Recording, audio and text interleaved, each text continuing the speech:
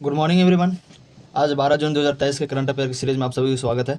ये कुमार गौरव सर का revision class है। तो चलिए शुरू करते हैं क्वेश्चन नंबर 1 से। WHO की रिपोर्ट सार्वजनिक स्वास्थ्य और आर्थिक बचत में किस भारतीय कार्यक्रम को महत्वपूर्ण बताया गया है? तो पहले WHO की बात करते हैं। ये 7 अप्रैल 1948 को गठन हुआ था। इनका हेडक्वार्टर जिनोवा में है, जिनेवा स्विट्जरलैंड। इसमें भारतीय कार्यक्रम, जो भारत का एक योजना है हर घर जल कार्यक्रम, इसको सबसे महत्वपूर्ण कार्यक्रम बताया है अपना एक रिपोर्ट में। सार्वजनिक स्वास्थ्य और आर्थिक बचत एक रिपोर्ट निकाला है उसमें, क्योंकि ये 2019 में 17% ऐसा घर थे भारत भर में जिसके पास हर घर जल पहुंच गया था, लेकिन यही आंकड़ा 2023 में 63% पहुंच गया। भारत के लगभग 63% घर में हर घर में जल पहुंच चुका है और 2024 तक इसका टारगेट है 100% कर देना। तो ये शुरुआत कब हुआ था हर घर जल कार्यक्रम? 15 अगस्त 2019 ईस्वी को हुआ था। पीएम मोदी ने लाल किला से बोले थे, उस दिन घोषणा हुआ था 2024 तक हर घर में जल योजना कंप्लीट हो जाएगा। प्रमाणित हर घर जल वाला राज्य जो पहला राज्य है एकदम पूरा का पूरा 100% हो चुका है, वो गोवा है। और जिला की बात करें तो ये बुरहानपुर है। ये आपको ध्यान रखना है। पहला जल सम्मेलन कब हुआ था? ये न्यूयॉर्क में हुआ था और 22 मार्च को हुआ था, इसीलिए विश्व जल दिवस 22 मार्च को मनाया जाता है। ये आपको ध्यान रखना होगा। अब क्वेश्चन नंबर 2 की बात करेंगे। क्वेश्चन नंबर 2 में बोल रहा था economy of billion connected report किसने जारी की है? तो the economy of A billion connected ये गूगल ने जारी किया, भारत के लिए जारी किया। क्यों? क्योंकि भारत में इंटरनेट का इकोनॉमी बहुत ज़्यादा बढ़ने वाला है। लगभग 2030 तक 1 लाख करोड़ डॉलर ये इकोनॉमी हो जाएगा और लगभग भारत का जो जीडीपी होता है उसमें 12 से 13% में वृद्धि करेगा। तो ये जो रिपोर्ट निकाले हैं वो गूगल निकाले हैं अपना वेबसाइट से। अब चलते हैं क्वेश्चन नंबर 3 की और 3 में बोल रहा है मर्सर की cost of the living city ranking 2023 में सबसे महंगा शहर कौन सा है? तो मर्सर एक कंपनी है, उसके द्वारा हर साल निकाला जाता है, एक रैंकिंग निकाला जाता है हर सिटी के लिए, cost of the living city, किस सिटी में रहने में कितना ज़्यादा पैसा लगेगा आवास के आधार पर।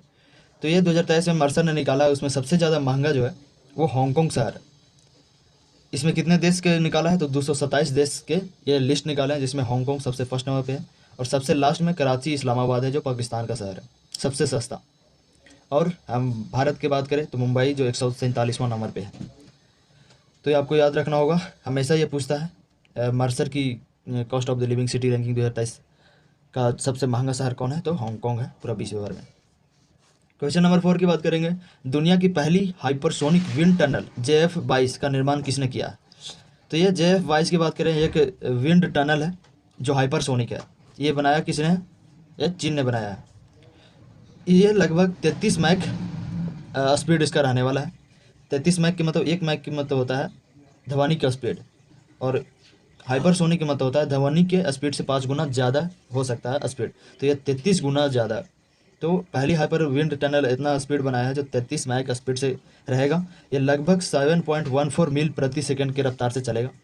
ये इतना ज़्यादा स्पीड है कि इस बात से आप अंदाज़ा लगा सकते हैं कि कोई भी अंतरिक्षयान यदि पृथ्वी पर गिरता है तो वह स्पीड उसका 25 मैक रहता है। उससे भी ज़्यादा स्पीड इसने बनाया। उसका नाम क्या है? JF-22, जिसका नाम है हाइपरसोनिक विंड टनल। तो इसको ध्यान रखिएगा, बहुत ही ज़्यादा इंपॉर्टेंट है क्योंकि दुनिया में सबसे पहली बार इसी ने बनाया है, चीन ने, JF-22।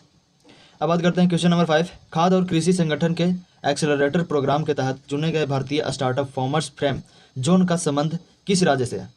तो अभी FAO जो खाद्य और कृषि संगठन के रूप में कार्य करता है पूरे विश्व भर में, उसमें एक प्रोग्राम निकाला है एक्सेलरेटर प्रोग्राम। उस प्रोग्राम में भारतीय स्टार्टअप फार्मर्स फ्रेंड्स है उसको अपने साथ जोड़ा है। तो वो कहाँ से संबंधित रखता है? तो ये केरल का प्रोग्राम है। तो आगे जानते हैं। FAO जो 16 अक्टूबर 1945 का इसका गठन होता है, इसीलिए विश्व खाद्य दिवस 16 अक्टूबर को मनाया जाता है। इसका जो हेडक्वार्टर है वो रोम में है, इटली में। ये प्रोग्राम निकाला है अभी 2015 से शुरू किया है, 2030 तक रहेगा भारत में एक्सेलरेटर प्रोग्राम। ये शॉर्ट रूप में बोले तो SDG। इसमें फर्स्ट जो है, इसका फर्स्ट उद्देश्य है वो गरीबी को हटाना, फर्स्ट उद्देश्य है। तो ये केरल का स्टार्टअप है जिसका नाम है फार्मर्स फ्रेम जोन। ये 2016 में शुरू हुआ था। इसके द्वारा एक वेबसाइट बनाया गया था, एक ऐप बनाया गया था, जिसमें कोई भी उपज, किसान कीटनाशक उपज करते हैं, वो जो भी फसल, वो सीधे ग्राहक के टेबल तक पहुंचेगा इस ऐप के माध्यम से। तो इस ऐप के माध्यम से खेत में जो उपज हुआ, कीटनाशक फसल हुआ, वो सीधे ग्राहक के घर के टेबल पे पहुंचेगा ऐप के माध्यम से। केरल में स्टार्ट हुआ है, इसमें लगभग 2000 किसान जुड़े हुए हैं और 3 लाख उपभोक्ता जुड़े हुए हैं। जैसे किसान अपना बेच देता है उस ऐप के माध्यम से, और उस ऐप के माध्यम से कोई उपभोक्ता खरीद लेता है। तो इस तरह का प्रोग्राम केरल में चला है, तो उसको जोड़ा है FAO ने, खाद्य और कृषि संगठन ने, आपको ध्यान रखना। उसके बाद क्वेश्चन नंबर 6, डच विज्ञान का सर्वोच्च सम्मान स्पिनोजा किसे प्रदान किया गया? तो स्पिनोजा डच विज्ञान क्षेत्र में सबसे सर्वोच्च सम्मान है। इसे डच में जो नीदरलैंड और हॉलैंड को डच भाषा प्रयोग करते हैं, तो नीदरलैंड और हॉलैंड को नोबेल पुरस्कार भी बोला जाता है विज्ञान के क्षेत्र में। तो ये विज्ञान के क्षेत्र में है, ये आपको ध्यान रखना है। ये किसको मिला है? तो जोइता गुप्ता को मिला है, जो भारत से बिलोंग करती है और पृथ्वी आयोग का सह अध्यक्ष है। जो पृथ्वी आयोग है उसका सह अध्यक्ष जोइता गुप्ता है, उसको मिला है। इस पुरस्कार में लगभग 1.5 मिलियन यूरो पैसा मिलने वाला है, जो जोइता गुप्ता रिसर्च में खर्च करने वाली है, ये आपको ध्यान रखना। इसके बाद क्वेश्चन नंबर 7 की बात करेंगे। क्वेश्चन नंबर 7, प्रधानमंत्री नरेंद्र मोदी ने पहले राष्ट्रीय प्रशिक्षण सम्मेलन का उद्घाटन कहाँ किया है? तो 11 जून 2023 को, कल के बाद है, PM मोदी जो प्रगति मैदान है नई दिल्ली में, वहाँ पे फर्स्ट राष्ट्रीय प्रशिक्षण सम्मेलन का उद्घाटन किए हैं। इसका उद्देश्य क्या रहने वाला है? इसका उद्देश्य सिविल सेवा को क्षमता में विकास करना। ये बोला जाता है कि भारत में, बोला क्या जाता है, यह है ही कि भारत में सिविल सेवा इस्पाती ढांचा है। सिविल सेवा यदि आप मजबूत रहेगा, ज़्यादा क्षमता उसके अंदर बहुत ज़्यादा रहेगा, तो ये डेमोक्रेसी में बहुत ज़्यादा भूमिका निभाता है, बहुत अच्छा से भूमिका निभाता है विकास करने में। डेमोक्रेसी कंट्री में विकसित करने के लिए बहुत ज़्यादा अच्छा भूमिका निभाता है। तो इसका उद्देश्य है सिविल सेवा को क्षमता को विकास करना, को ध्यान रखना है, इंपॉर्टेंट क्वेश्चन है। उसके बाद क्वेश्चन नंबर 8, ग्रामीण क्षेत्रों में इंटरनेट सुविधा के लिए कंटेंटफुल कनेक्टिविटी कार्यक्रम करने की प्रोग्राम किया है। तो अभी आपको पता होगा ग्रामीण क्षेत्रों में बहुभाषीय AI लॉन्च जो किया है वो माइक्रोसॉफ्ट लॉन्च किया है। कहीं कहीं पे लॉन्च भी हो गया, जैसे गुवाहाटी AI, तो ये सब लॉन्च हो चुका है। तो उसमें से कंटेंटफुल कनेक्टिविटी, जिसमें वाईफाई, हॉटस्पॉट ये सब साथ में रहेगा, ये इंटरनेट कनेक्शन बढ़ाएगा ग्रामीण क्षेत्रों में। तो ये शुरुआत किया है माइक्रोसॉफ्ट और एयरजर्ली नेटवर्क, ये 2 कंपनी मिलकर के शुरुआत की है। तो इनमें ग्रामीण क्षेत्रों में सुविधा होगा, और कंटेंटफुल का मतलब हुआ ब्रॉडबैंड और हॉटस्पॉट और वाईफाई के साथ रहेगा और फ्री में मिलने वाला है। ये 3 साल के लिए चलने वाला है।